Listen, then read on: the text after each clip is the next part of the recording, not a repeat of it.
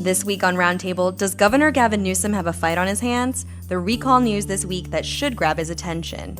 Extremists in East County rally behind one of Newsom's challengers, and 1 in 5 San Diegans still don't have their COVID vaccine, making the return of masks much more likely.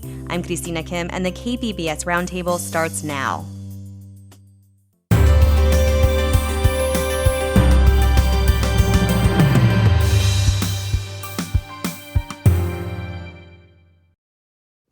Now on The Finest. In San Diego and beyond, Our Lady of Guadalupe has morphed in meaning and form over the past 500 years. She can be a source of comfort. She can be a source of pain. Her power comes because she has all of these different facets to her. Listen now wherever you get your podcasts. Welcome to our discussion of the week's top stories. I'm Christina Kim. Joining me on this remote edition of the KPBS Roundtable are KQED political reporter Katie Orr, Andrew Dyer, reporter for the San Diego Union Tribune, and UT biotech reporter Jonathan Woson. Does it feel like there's an election right around the corner, and not just any election, but a recall for governor, something that hasn't happened in a generation? If your spidey senses are tingling, well, you're right. Welcome to 2021 California politics. In a recent statewide poll by UC Berkeley, nearly half of those questions have no idea who would they choose if current Governor Gavin Newsom is sent packing. Something that could be an advantage to those that want him gone, since Republicans are more likely to be motivated to turn out. Joining us for a recall update is Katie Orr, political reporter for KQED. And she might be familiar to our listeners because she's also a former KPBS reporter. Hello and welcome back, Katie. Hi, thanks for having me. We can get into so much this week, but let's start with the latest numbers. Why is this recent Berkeley poll a bad one for Governor Gavin Newsom? Well, Christina, it's interesting because if you look at the numbers overall, the poll finds that just 36% of all registered voters support removing Newsom from office. And that is a number that has not changed since January. But the poll took it a step further this time and actually considered among their respondents who were the most likely to participate in the September election. And when you consider the voters that are most likely to actually cast a ballot, support for the recall jumps to 47%, pretty close to the majority needed to oust Newsom from office. So I think Newsom's camp probably a little bit worried at those numbers. It's just a 3% edge, no recall over yes recall. Do you have any insight onto why it's so particularly close right now? Well, again, this poll is looking at those voters who are most likely to actually vote. So this situation could have actually been in place, back in January, but now we're actually taking a look at the subset of voters. But it is a concern because we know that Republicans are the ones that are more likely to turn out in these kinds of special elections. Democrats tend to turn out for big, high-profile presidential elections, less so in midterms and special elections like this one, like the recall. So when you consider who is likely to actually come out, it's a sign to Newsom that his campaign kind of needs to step it up and make sure his voters realize that this is not a slam dunk for him, that they actually need to get out there and vote. We're starting to see more ads, especially from Governor Newsom's campaign. What's his approach right now, especially as you're saying he has some work to do? Right. I think it's just that. We are going to start seeing Newsom really pull out all the stops. He has more than, I believe, $30 million, possibly even $40 million right now to spend on this campaign, and he's going to have to do it. We're already seeing some big names. Senator Elizabeth Warren just released an ad opposing the recall. She basically calls it a Republican power grab and says this is an abuse of the recall process. Although, it had to qualify for, the ballot just like any other recall did. But Democrats are trying to tie this recall to Trump and the era of Trump, and hoping that message will fire up Newsom's base and get them actually to fill out a ballot opposing the recall. So let's talk about some of the contenders in the race. Not that long ago, we were all talking about Kevin Faulconer and John Cox as the contenders. But now talk show host Larry Elder is doing well in the polls. Can you remind us who he is and why you think he's polling so well? Yeah, Larry Elder, as you mentioned, he's a conservative. He's a talk show host with a nationally syndicated radio show. He's also an author, a pundit. He's hosted TV programs. He's an LA native. He calls himself a libertarian with a small L, meaning he doesn't think it's a party. He's a Republican. He calls for things like abolishing the IRS, passing a national sales tax, ending welfare, abolishing the minimum wage, eliminating corporate taxes. He also opposes things like affirmative action and hate crime legislation and regulation of guns. So, pretty much on the opposite end of the spectrum from Governor Gavin Newsom. Former San Diego Mayor Kevin Faulconer won't be described that way on the ballot. Instead, he's going to be listed as a businessman and an educator. What's the status of his campaign? Yeah, he is really trying to paint himself as the adult in the room. I think in one of his latest messages, we see him playing up his serious, quote unquote, vanilla image. He's literally eating a vanilla sundae. He notes that he doesn't campaign with a bear or haul around a big ball of trash like John Cox does. He doesn't have fame like Caitlyn Jenner or Larry Elder. He is trying to say, I am the one with the serious policies and the serious ideas that can, lead California in a better direction.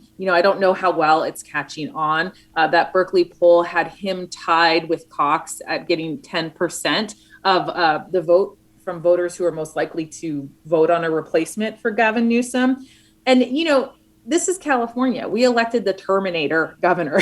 So it seems like it could be risky to go with a vanilla ice cream metaphor. But I do have to say, it looks like they filmed that spot in his kitchen and he had an amazing tile backsplash. So I will give him some style points there. So on the home HGTV, he's getting the points from Katie Orr. Yes, I like it. So the election is scheduled for September 14th, 2021. As we're kind of building up to that date, are there any big mileposts on the horizon that listeners and voters should really be paying attention to? Maybe a debate or something else we can put on our calendar? Yeah, there actually is a debate scheduled for August 4th, but it's certainly not going to include all of the candidates. You can bet Governor Gavin Newsom is not going anywhere near a debate stage. Also, Larry Elder says it looks like he will not participate. I don't believe Caitlyn Jenner is participating. I think she's actually in Australia right now. But Kevin Faulconer is listed as a participant. Also, John Cox, State Assemblyman Kevin Kiley, and former Congressman Doug Osee, all Republicans, are listed to be part of that debate. And then ballots are going to be mailed out the week of August 16th.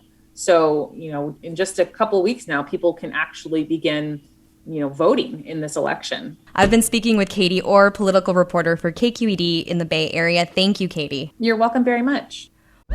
Now on The Finest, we examine an icon. Our Lady of Guadalupe has been a powerful symbol for 500 years, and artists have reimagined her as a source of resilience and pride.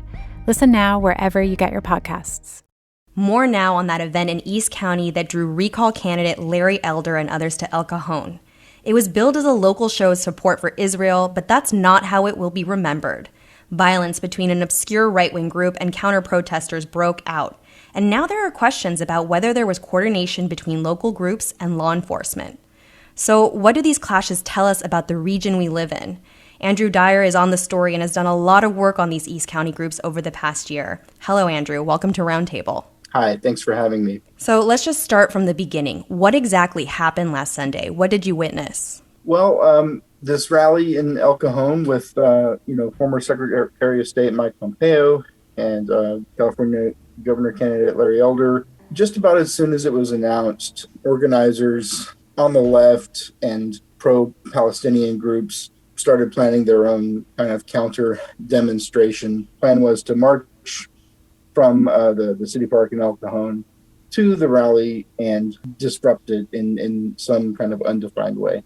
And what exactly happened? I know there was bear repellent being sprayed. It did become violent in nature. Yeah, so the protest marched for several blocks with no issue until it got about a block east of where the We Are Israel rally was being held.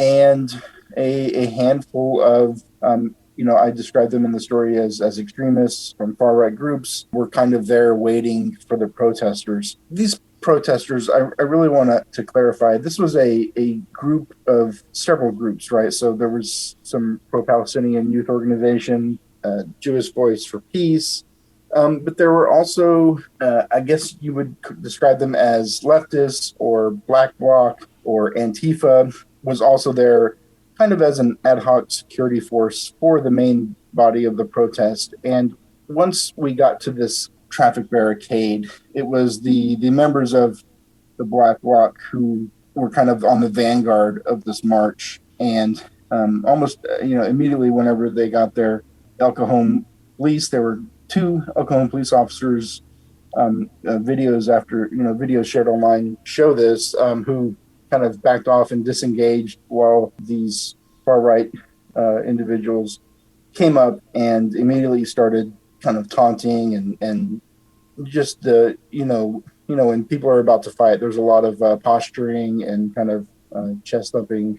It didn't take long before punches were thrown. In your reporting this week, you really tried to answer the question whether event organizers and El Cajon police communicated with a group called Exiled Patriots.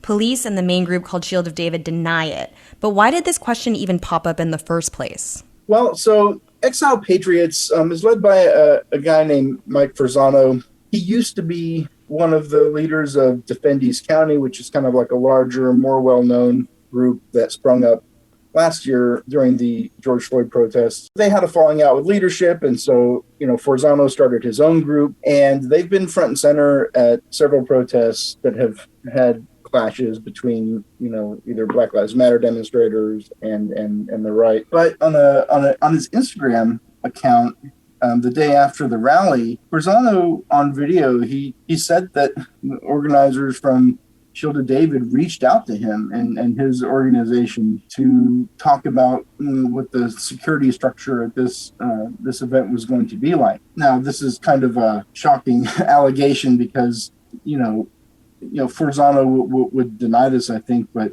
some of the people he's with were members of American Guard, which is described as a hardcore white supremacist group, and for a Jewish organization, just for there to be an allegation that this org would coordinate with people like that, it's kind of like, strange bedfellows. So, yeah, I asked the organizers point blank, like, did you talk with Mike Farzano? And they emphatically denied it, pointing out they had private security, they had State Department security because of Pompeo's presence, and they had the local police force, and they had no need for this group. Now, whether or not there was any formal arrangement here, what happened on the ground was that this far-right group certainly saw themselves as there to protect the pro-Israel rally. And if that was their goal, then I guess they succeeded, because after the fights and the spraying of the bear spray, this pro-Palestinian protest, they turned around and went back. And that was the end of it. But there was allegations online, additionally, that El Cajon Police Department let some of these folks park in their parking lot at the police station. Now, the police say that, they never talked with this group, and that parking lot is open anyway, and they don't let people park there, but they also don't stop people from parking there. So, yeah, they also denied any coordination. No arrests were made this past Sunday, but you do know that Chris Wyrick was there. He's currently facing charges for alleged violence elsewhere. Is that right? Why was it important to note that he was also at these events? It's important because this is something that we see happening over and over again in Southern California. It happened in Ocean Beach on January 9th. It happened in La Mesa on August 1st. It happened in Yorba Linda in September, where a woman drove her car over a man and is facing charges for that. This is the same place where Wyrick allegedly fired bear spray. This is happening and it keeps happening. And if you pay attention, it's the same people who keep showing up at either protests or political rallies as kind of an opportunity to engage in violence with their perceived political enemies. Thank you for mentioning that, because sometimes I think listeners hear about these incidents and they see kind of like one-offs and they don't really know how to make sense of them. I think you've started to do this, but how do we put what happened this past weekend in a greater political and racial context here in the San Diego region? What does it really tell us about what we're living in? How are all of these kind of skirmishes or standoffs connected? That's the same question I had, and it didn't make it into my story. But I did talk with a researcher named Pete Simi. He researches, extremist groups, and what he told me was that a lot of things are happening right now that create kind of like a perfect storm for this. For one, the pandemic, people being in lockdown, being online more, where this political rhetoric is it's a cauldron of misinformation, of disinformation, of this sort of thing. You have the George Floyd protests last year. We have mask mandates and people opposing mask mandates. We have, just there's a lot of things that are motivating people to take their activism off of the internet and into the street, So it's kind of like this perfect storm. And taking in the context of what we saw after the election, the January 6th insurrection at the Capitol, that was not the first instance of street violence in D.C. after the election. There was also kind of a Proud Boy rally and riot in December. So from that perspective, when we're talking about looking at patterns and what's happening on the streets, is that it certainly appears that like street fighting is somehow or somewhat a part of our politics right now. You quote Forzano boasting that it's going to take more than bear repellent to stop them, saying, quote, "They underestimate the kind of beasts we have on our team," end quote. What does this tell you about the psychology and the values of exiled patriots? I really don't, I don't want to put words into Forzano's mouth. I have watched a lot of his videos and listened to him.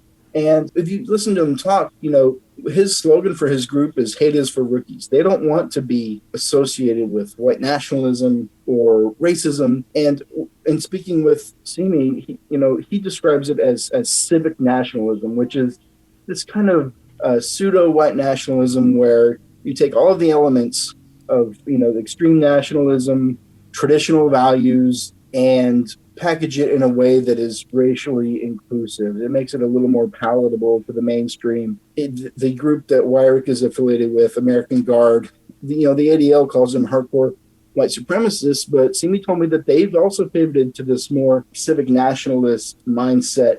And a rally like We Are Israel kind of presents this perfect opportunity because it's a Jewish group, one. Larry Elder is a black man, too. So it gives them kind of some cover to come out and say, how can you call us racist? This is a Jewish group and a black man speaking, and we're here saying that you can't disrupt that. So certainly that element is there. It's also a lot of kind of that machismo, alpha male kind of mindset. Some people might call it toxic masculinity, but I think it's a lot of posturing. And I liken it to like a pro wrestler, taunting his next opponent on WWE. That's the best comparison I can make. That's what this kind of rhetoric reminds me of. So much to unpack, and I really appreciate you taking the time to talk us through it. I've been speaking with Andrew Dyer, reporter for the San Diego Union Tribune. Thank you so much, Andrew. Hey, thank you for having me. Hopefully you still have some of your COVID masks laying around because it's looking like you're going to need them, vaccinated or not. The pandemic is far from over, with cases of the Delta variant surging everywhere. If we still had a tier system, much of San Diego County would land in the most restrictive purple tier. But things are different this time around. There's no talk of big shutdowns, mostly because a vaccine is widely available. The challenge is convincing the holdouts to get their shot. Jonathan Wozen is back to talk about where we're at with masks and vaccines and all things COVID. He covers biotech for the San Diego Union Tribune. Hello, Jonathan. Good talking with you, Christina. So this week was all about masks. What is the CDC urging people to do when it comes to indoor spaces? So on Tuesday, the CDC asked all Americans, vaccinated or not, to wear masks when they're in indoor public spaces if they're in a part of the country where the virus is spreading rapidly. The bottom line is that most of the country, a good chunk of the country, is in that category. San Diego easily meets that bar with the way that cases have been going up. So essentially, they're asking folks in places like San Diego and a lot of other places to wear masks indoors. And that's pretty different from the CDC guidance back in May, which had said that fully vaccinated people could basically go mask-free with a couple minor exceptions like going to the doctor's office or traveling on a plane. Right. So why do doctors believe now that vaccinated people should take this step of wearing masks once again? Yeah, so there are a few different arguments I've heard from different physicians and infectious disease people in San Diego. One of those is just a reminder that the vaccines do work better for some people than for others. So if you're immunosuppressed, then you may expect the vaccine not to protect you as well. There's also the issue that we still don't fully have a good grasp of long COVID. So people who get infected, get sick, and then never really recover. They're still tired. They're still having difficulty thinking. And it's not clear how long that can last. It's not even really clear how common that is. The studies vary a lot. But the bottom line is that what we're seeing right now is that there's a new variant of the virus, this Delta variant, that seems to be about twice as transmissible as the version of the virus that was first identified in Wuhan, China. And so what that means, and what we're hearing from the CDC and from people in the public health world, is that we all need to be a little more careful in terms of protecting ourselves, because this version of the virus is much better at sort of finding pockets of vulnerability in our community. The county's vaccine dashboard this week shows 70% of eligible San Diegans are fully vaccinated and 80% have at least one dose. What are you hearing about the struggle to reach that remaining 20 to 30% that just hasn't gotten vaccinated yet? So we're hearing a couple of things. One thing that was interesting was that the county released results a few weeks ago from a survey that it did. The number one thing that came out of that is that there's still a lot of concern about vaccine side effects. In terms of the side effects, I was talking with a public health expert at San Diego State, Corinne McDaniels-Davidson. She mentioned that she's been involved in surveys with people in South San Diego. And in some cases, the issue hasn't been that people don't want to get vaccinated, although there's definitely that faction. But you also have folks who have jobs where they don't have paid time off, or they don't feel that they can ask for it. And maybe they're, the provider of the family taking care of an older parent. So they may think that the vaccine's worth getting, but they're a little concerned about being tired or achy and not able to go to work, not able to take care of family, for a short period of time. So it's a combination of things. It's a combination of sort of conspiracy theory, but also some very real concerns about safety of the vaccines that are out there.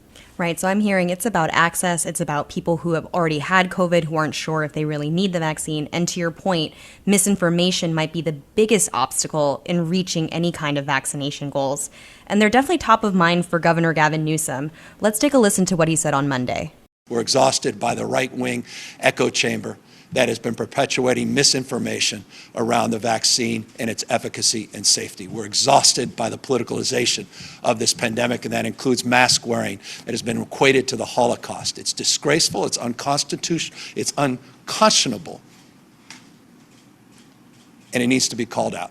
Governor Newsom has been the face of California's COVID-19 response. He even emceed those COVID lottery cash giveaways earlier this summer. But this misinformation problem has a political component, especially with the recall coming up. How does he lead on an issue like this while not alienating those who need to be reached?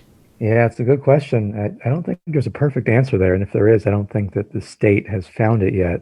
I think that they're trying to straddle this line between taking steps to slow the spread of the virus, which is proliferating and transmitting pretty rapidly across different parts of California right now. You mentioned many counties in the state would currently be in the purple tier, in the most restrictive tier. So they're trying to deal with that situation. But at the same time, there's this political element where the governor is trying to keep his job. And he's very well aware that masks are unpopular, even among folks who are concerned about COVID-19, but at this point are pretty tired of following these different public health guidelines. So there seems to be a sort of a tension there between, trying to reach a public that in some ways is not as, maybe not as receptive to guidance as they were, more than a year ago. At this point, it's not really clear how much, to what percentage of the public is going to, go along with these guidelines. I think that'll be the big question as we go into the fall and as we go into the winter, when typically respiratory viruses are more of a problem. While we're not hearing about mask mandates, we are starting to hear more about vaccine mandates. The CSU and UC systems are requiring all students, faculty, and staff to be vaccinated by the fall, and all California state workers and health workers must be vaccinated or routinely tested. Why do a growing number of public and private institutions believe it's time to require a vaccine? And do you think this is going to be something we see more and more of in the future? Well, I do think we'll be seeing more and more of it. We saw a statement from the White House that came out, on Thursday, talking about President Biden planning to have federal employees be vaccinated. And I think the Department of Defense is going to be looking into adding the COVID-19 vaccines to the list of vaccines that members of the military have to take. So we're already beginning to see that shift. As far as why we're seeing it, the short answer is the Delta variant. The short answer is we have a version of the virus that's a lot more transmissible and therefore is a problem. It's mostly a problem, frankly, for people who are unvaccinated. And we can see that in terms of the number of COVID hospitalizations and COVID-19 related deaths that you're seeing in vaccinated versus unvaccinated people. Back in April, the CSU and UC systems said that they were going to require vaccination, but they wouldn't do it until the FDA had fully approved the vaccines. They've clearly changed their tone over the past month, probably based on the Delta variant and probably also based on increasing real-world data showing that the vaccines are highly safe and protective. Thank you for getting us all caught up and helping us navigate this new normal that we're all living with. I've been speaking with Jonathan Wosen, biotech reporter for the San Diego Union-Tribune. Thank you so much. Of course, anytime. That wraps up this week's edition of the KPBS Roundtable. I'd like to thank my guests, Katie Orr from KQED, and Jonathan Wosen and Andrew Dyer, both from the San Diego Union-Tribune. If you missed any part of our show, you can listen anytime on the KPBS Roundtable podcast. I'm Christina Kim. Thanks for listening, and join us next week on the Roundtable. Now on The Finest, we examine an icon. Our Lady of Guadalupe has been a powerful symbol for 500 years, and artists have reimagined her as a source of resilience and pride. Listen now wherever you get your podcasts.